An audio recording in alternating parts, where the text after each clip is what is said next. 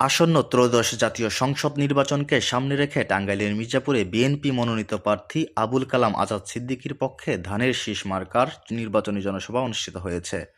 সোমবার সন্ধ্যায় মির্জাপুর উপজেলার গুড়াই ইউনিয়নের বাইমাইল স্কুল মাঠ প্রাঙ্গণে গুড়াই ইউনিয়ন বিএনপির ৭ নং ওয়ার্ডের আয়োজনে এ জনসভা অনুষ্ঠিত হয়।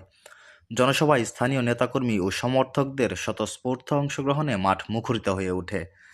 জনসভায় প্রধান অতিথি হিসেবে বক্তব্য দেন মির্জাপুর উপজেলা বিএনপির সিনিয়র যুগ্ম সম্পাদক খন্দকার আনোয়ার পারভেজ শাহ আলম। এ সময় বিশেষ অতিথি হিসেবে উপস্থিত ছিলেন গুড়াই ইউনিয়ন বিএনপির সভাপতি খন্দকার নুরুল ইসলাম নুরু, সাধারণ সম্পাদক আনিসুজ্জামান জুয়েল সহ বিএনপি ও অঙ্গ সংগঠনের বিভিন্ন পর্যায়ের নেতারা। সভায় সভাপতিত্ব করেন গুড়াই ইউনিয়ন বিএনপির ৭ নং ওয়ার্ড সভাপতি আব্দুল আলিম শিকদার।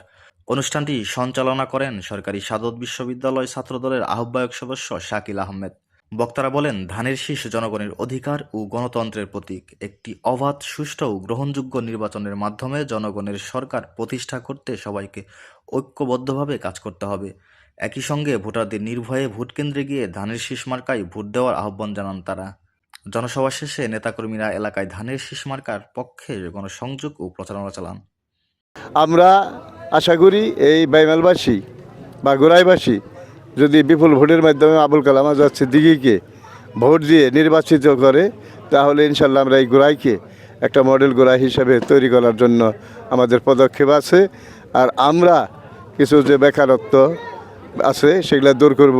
যেমন আমাদের তারেক রহমানের নির্দেশ, আমাদের এই যে বিনামূল্যে স্বাস্থ্যসেবা কার্ড এগুলা পাবে, ফ্যামিলি কার্ড পাবে, যে যারা ২৫০০ থেকে ৩০০০ টাকা প্রতি মাসে পাবে।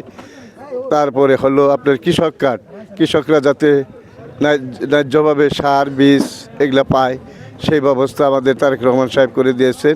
ইনশাল্লাহ যদি বিএনপি আপনাদের সকলের দোয়ায় সরকার গঠন করে, ইনশাল্লাহ এই যে যা বললাম এই দাবি দোয়াগুলা ইনশাল্লাহ আমরা পূরণ করে দিব। আনোয়ার হোসেন আবিদ, আমার বার্তা, মির্জাপুর।